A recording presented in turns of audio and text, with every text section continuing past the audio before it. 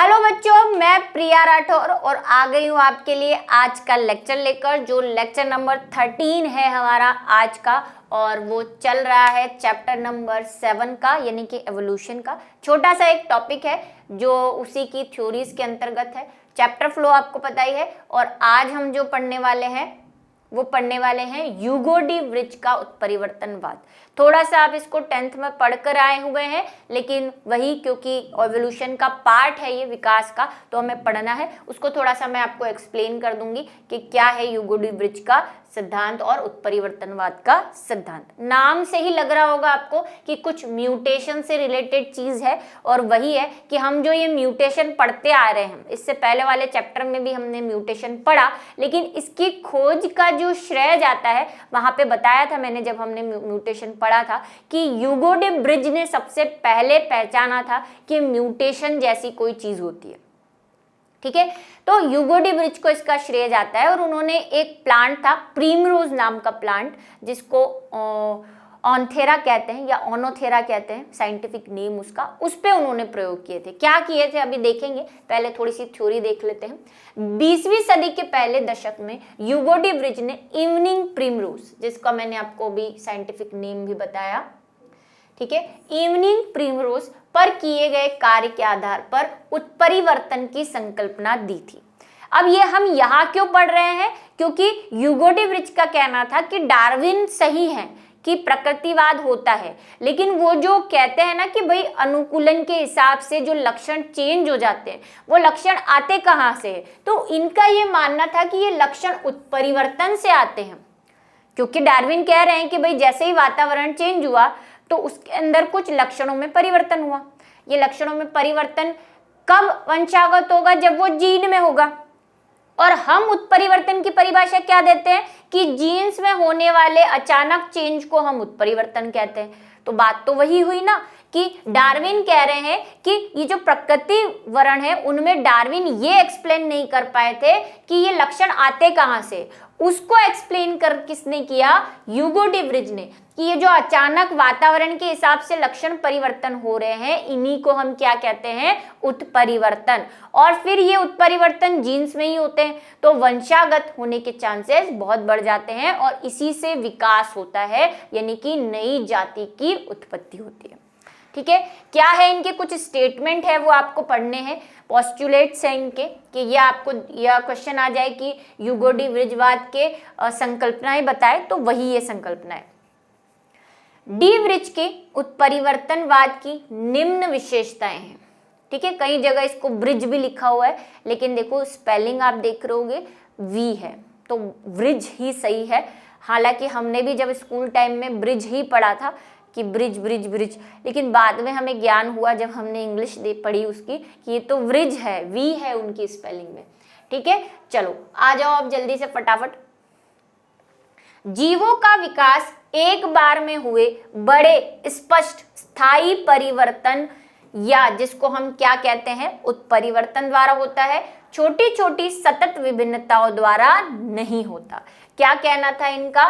कि अगर किसी जीव की उत्पत्ति है या उसका विकास है, तो ऐसा नहीं है कि इन्वायरमेंट में है वो और उसने उस इन्वायरमेंट में रहने के लिए कोई अपने आप में चेंज कर दिया है तो फिर वो वंशागत होगा। वो कब वंशागत होगा? पहली कंडीशन कि उसके जीन में चेंज हो, जो कि डार्विन नहीं बता पाए थे। दूसरा, वो स्थायी होना चाहिए। अब स्थायी कब होगा? जब जीन में होगा। ठीक है, तीसरा, बड़ा परिवर्तन होना चाहिए। कोई छोटे मोटे परिवर्तन से कोई नई जाति नहीं बनेगी। जैसे कि आप मान लो कि हम इंसान हैं, हम में रोज परिवर्तन हो रहे हैं, आपकी हर जनरेशन में जीन्स चेंज हो रहे हैं, लेकिन वो इतने बड़े नहीं है कि आप एक इंसान से दूसरी जाति में परिवर्तन हो गए। उसमें बहुत साल लगेंगे, करोड़ों ईयर्स लगेंगे, तब जाके एक आप जो आज इंसान है यानी कि होमो सेपियंस है, उनसे कोई नई जाति बनेगी। चेंज तो हम में भी हो रहे हैं, ये बात मैंने आपको पहले भी कही कि हम में बहुत से चेंज हो रहे हैं, लेकिन वो चेंज इतने छोटे हैं कि हम उसको क्या नहीं कर पा रहे हैं, अभी नई जाति में परिवर्तित नहीं हो पा रहे हैं। ठीक है, तो बड़े होने चाहिए, स्पष्ट यानी कि दिखने चाहिए, और स्थायी होने चाहिए। अब स्थायी कब होंगे? जब वो जीन्स में होंगे, डीएनए में होंगे, ऐसी चीजों में होंगे, और उन्हीं को हम क्या कहते हैं? म्यूटेशन कहते हैं। जीन्स या डीएनए या अचानक होने वाले परिवर्तन।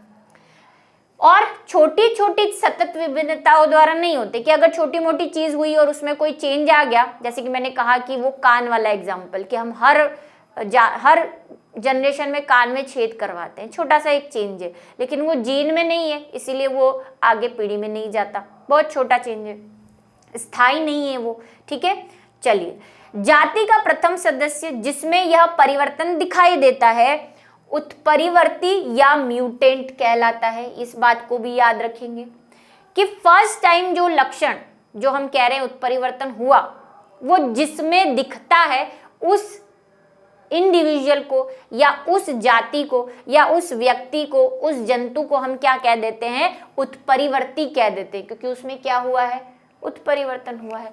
जैसे कोई भी हो सकता है, जैसे मान लो कि अभी मैं आपको एक एग्जांपल दूंगी कि अगर कोई इंसान है, नॉर्मली इंसानों में 5 उंगलियां पाई जाती है, लेकिन अगर किसी में 6ठी उंगली आ गई, जैसे ऋतिक रोशन, तो उसमें क्या हुआ, म्यूटेशन हो गया, है ना, कोई चेंज हो गया, म्यूटेशन, लेकिन वो स्थायी म्यूटेशन नहीं है, क्योंकि उसके बच्चे में वो 6 उंगलियां नहीं आई है। ठीक है, तो नई जाति विकसित नहीं हो पाएगी, क्योंकि वो इतना बड़ा नहीं है, वो इतना स्थायी नहीं है कि नई जाति का विकास कर पाए। ठीक है, तो ऋतिक रोशन में सबसे पहले अगर 6 उंगली आई है तो वो क्या बन जाएगा, उत्परिवर्ती बन जाएगा। हालांकि उससे पहले भी कई लोगों में आई हुई है, पर जस्ट हम एक एग्जांपल ले रहे हैं कि जिसमें हमें सबसे पहले म्यूटेशन दिखा, उसको हम क्या कह देंगे, उत्परिवर्ती या म्यूटेंट कह देते हैं। क्या प्रयोग किए थे, तो मेरी बात सुनेंगे जरा, कि ह्यूगो डी वृज ने, उनके घर में ही एक प्रीम रोज उग रहा था, बहुत सारे। अब उन्होंने क्या किया, प्रीम रोज लिया,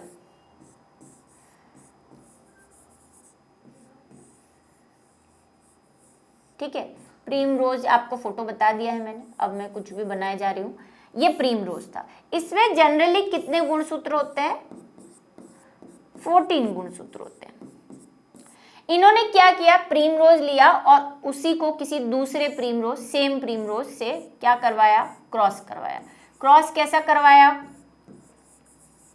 सेल्फ करवाया, मतलब कि स्वपरागण करवाया।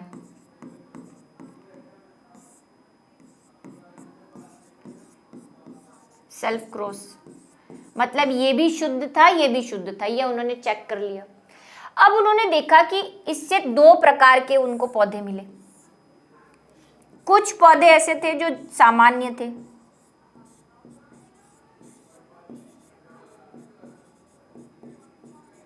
लेकिन कुछ असामान्य थे। असामान्य कैसे थे, क्यों थे असामान्य, क्योंकि इनमें गुणसूत्रों में चेंज हो गया। हमने उत्परिवर्तन पढ़ा है ना, उत्परिवर्तन कई प्रकार का होता है, जीन्स में चेंज होता है, गुणसूत्रों की संख्या में चेंज होता है, टर्नर सिंड्रोम, क्लाइनफेल्टर, ये सब पढ़ के आए हुए हैं। तो कुछ तो सेम थे, मतलब किसी मैक्सिमम में तो 14 गुणसूत्र ही थे, लेकिन कुछ ऐसे थे, किसी में 16 थे, किसी में 18 थे, ऐसे आ रहे थे, तो ये उत्परिवर्तन हो गया ना। तो ये क्या हो गया भाई, पहला उत्परिवर्ती, म्यूटेंट। फिर इन्होंने यही नहीं रुके, इन्होंने क्या किया, इसी को फिर से क्या करवाया, स्वपरागण करवाया।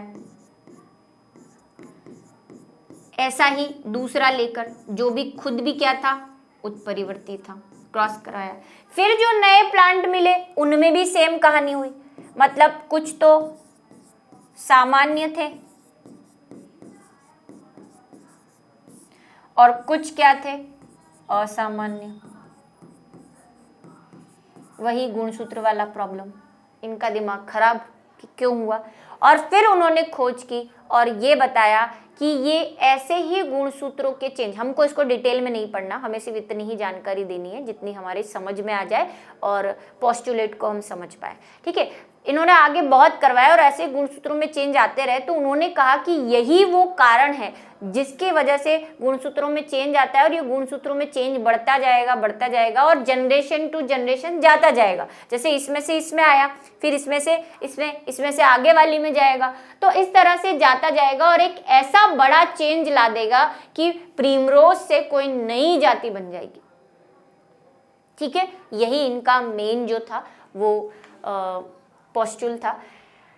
उत्परिवर्तन अनिश्चित होते हैं, भाई कोई निश्चितता नहीं है, कभी भी हो सकता है, कहीं भी हो सकता है।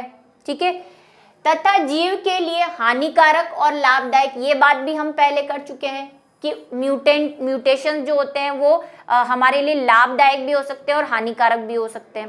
हानिकारक अगर हम में कोई डिजीज फैला दे जैसे क्लाइनफेल्टर, टनन सिंड्रोम, और लाभदायक कैसे हो सकते हैं कि जैसे हमारा कोई चेंज, जैसे मैंने आपको एक एग्जांपल दिया था सिकल सेल वाला, कि सिकल सेल होने से हमको एक चीज क्या मिल रही है कि हमें मलेरिया नहीं होगा, ठीक है, ये अगर हम कैरियर है तो। दूसरा, अगर ऐसा कोई चेंज हो जाए जैसे कि वो जिराफ में हो गया, भाई उसकी गर्दन लंबी हो गई तो वो उसके लिए लाभकारी था, है ना। सांप के पहले पैर हुआ करते थे, वो गायब हो गए तो वो उसके लिए लाभकारी है कि वो इजीली क्या कर सकता है, बिल में जा सकता है।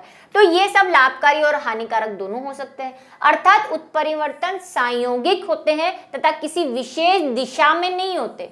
आप ये नहीं कह सकते कि उत्परिवर्तन किसी चीज को बढ़ाएगा भी, किसी चीज को घटा भी सकता है। जैसे सांप के तो पैर बड़े नहीं, घट गए, गायब ही हो गए, ठीक है। ऐसे ही जब हम बोल रहे हैं कि मछलियों से रेप्टाइल्स बने, तो मछलियों में पंख थे, उसकी जगह पैर आ गए, और फिर पैर से वो पंख में परिवर्तित हो गए। तो बढ़े हुए भी हो सकती है कोई चीजें और घटी हुई भी हो सकती है, कोई चीज गायब भी हो सकती है, कोई नई चीज भी आ सकती है।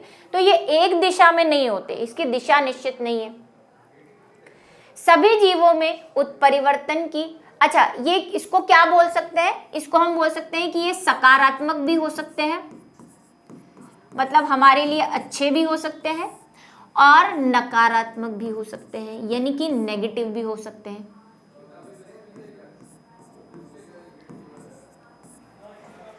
सभी जीवों में उत्परिवर्तन की अंतर्निहित प्रवृत्ति होती है, कि सारे जीव में ये कैपेसिटी है कि वो उत्परिवर्तन कर सकते हैं। हाँ, क्योंकि जब हम जनन करेंगे हम में वो क्रॉस होगा, है ना, क्रॉसिंग ओवर होगा, जीन्स चेंज होंगे, सेल डिवाइड होगी, तो हम में कभी ना कभी उत्परिवर्तन के चांसेस जरूर है। तो सब में हो सकता है, सब में टेंडेंसी है, सब में क्षमता है कि वो उत्परिवर्तन कर सकते हैं। अब होए ना होए इसकी गारंटी नहीं है, क्योंकि हम बोल चुके हैं कि वो तो संयोगिक है, अचानक ही होते हैं।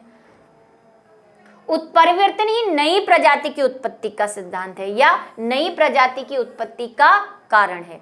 ह्यूगो डी विज ने इसे एक बार में होने वाला बड़ा परिवर्तन सॉल्टेशन का, इसको याद रखेंगे, ये इंपॉर्टेंट टर्म है कि सॉल्टेशन क्या होता है। सॉल्टेशन एक बार में होने वाला कोई बड़ा परिवर्तन क्या कहलाता है, सॉल्टेशन कहलाता है। जैसे मैं आपको एग्जांपल देती हूँ, जैसे अभी मैंने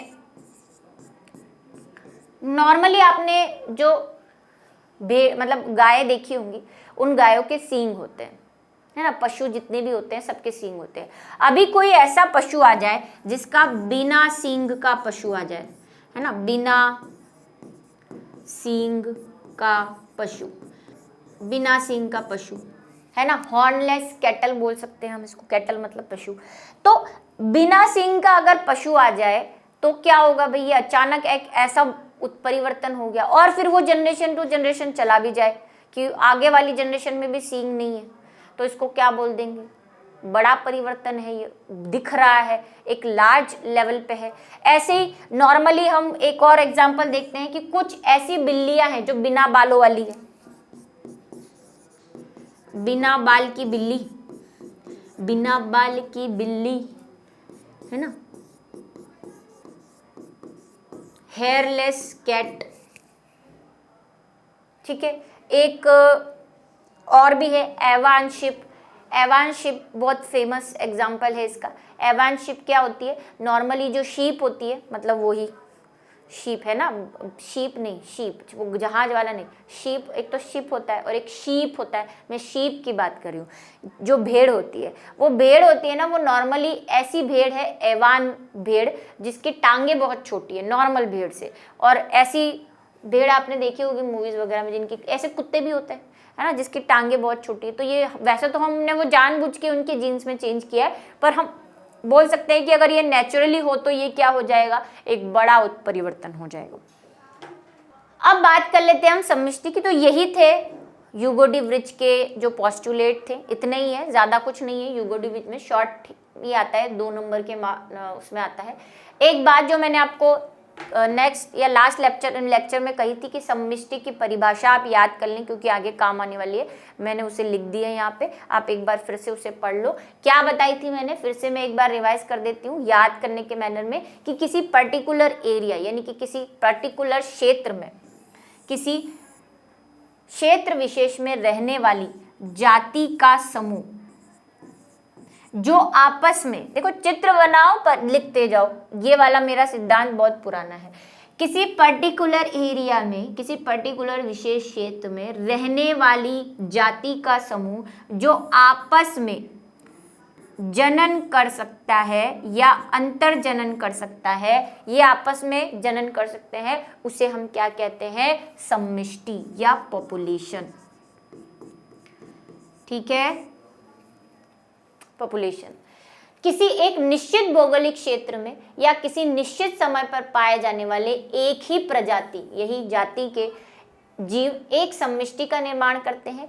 एक प्रजाति के सभी सदस्य अंतः प्रजनन यानी कि इंटरब्रीडिंग करने में सक्षम होते हैं तथा प्रजननक्षम संतति उत्पन्न करते हैं। यह बहुत इंपॉर्टेंट है और ये मैंने पहले भी बताया है कि भाई आप बोलते हो, ये वाली लाइन बहुत इंपॉर्टेंट है कि हम बोलते हैं, आप बोलोगे कि आप कहते हो, कई बच्चों ने मुझसे पूछा भी क्वेश्चन 11वीं क्लास के बच्चों में, जब मैंने उनको पॉपुलेशन यानी जाति की परिभाषा बताई कि ऐसी जातियां जो आपस में जनन कर सकती हैं। तो और जाति वही, जाति के मेंबर वही हैं जो आपस में जनन कर सकते हैं। तो उन्होंने मुझसे पूछा कि मैम घोड़ा और जो खच्चर बना हुआ है घोड़े और गधे का, उन्होंने भी तो जनन किया, तो वो हमने जानबूझ के कराया। हमारे दिमाग में फितूर आया कि नहीं हम तो जनन करवा के रहेंगे, करवा दिया। लेकिन जो खच्चर बना वो जननक्षम नहीं है, फर्टाइल नहीं है, वो क्या है, स्टेराइल है। वो अब आगे प्रजनन नहीं कर सकता। तो इसीलिए ये लाइन ऐड करी गई है आपको समझाने के लिए कि जाति वही है जो आपस में जनन कर सकती है और जनन करने के बाद एक जननक्षम यानी कि खुद भी उसका बच्चा क्या कर सके, आगे जनन कर सके, तभी वो जाति कहलाएगी। अब क्योंकि अगर सिर्फ यही परिभाषा हम देखें, इसको छुपा ले, तो आप कहोगे मैम फिर घोड़ा और गधा भी एक ही जाति के हैं। नहीं है, क्योंकि उनको हमने जानबूझकर जनन करवाया है ना। हमारे मन में आया और हमने जनन करवा दिया तो करवा दिया। कोई जीन में थोड़े बहुत सिमिलैरिटी होगी क्योंकि हम कह ही रहे हैं कि सबका विकास एक पूर्वज से हुआ है, तो घोड़े और गधे में कोई समानता रही होगी पुराने समय में, है ना। तो उसकी वजह से उन्होंने जनन तो कर लिया, हमने लैब में करवा दिया, लेकिन जो खच्चर पैदा किया हमने वो तो आगे जनन कर ही नहीं सकता। तो इसीलिए हम ये बात को सिद्ध करते हैं कि जाति ही आपस में जनन कर सकती है। ठीक है, और जाति को अगर कोई दो मेंबर एक जाति के हैं, अगर आपको चेक करना है तो आपको उस जनन करवा लो। अगर उससे जो बच्चा पैदा हो रहा है हो भी गया, हालांकि होगा ही नहीं अगर एक जाति के नहीं है, और खुदा ना खास्ता हो भी गया तो वो जननक्षम है या नहीं, ये चेक कर लो। ठीक है, ये जनन नहीं कर सकता खच्चर, आगे कर लो खच्चर पैदा फिर से, अब नहीं होगा, जो हो गया वो हो गया, फिर वापस से घोड़े और गधे में करवाते रहो और खच्चर पैदा करते रहो। खच्चर आगे नई स्पीशीज नहीं बनाएगा क्योंकि ये स्पीशीज है ही नहीं, ये नॉन फर्टाइल स्टेराइल है। ये कैसा होना चाहिए, वो बच्चा भी जननक्षम होना चाहिए, तभी जाति कहलाती है। ठीक है, इस बात को ध्यान रखें, नोटिस करें। और ये छोटा सा एक लेक्चर था जो खत्म होता है। ठीक है, आने वाले हैं डायनासोर की कहानियां भी आने वाली है, हालांकि हमने थोड़ा बहुत पढ़ लिया है। तो खत्म करते हैं आज के लेक्चर को और मिलेंगे अगले लेक्चर में, अगले वीडियो में। तब तक के लिए इंतज़ार कीजिए मेरी क्लास का।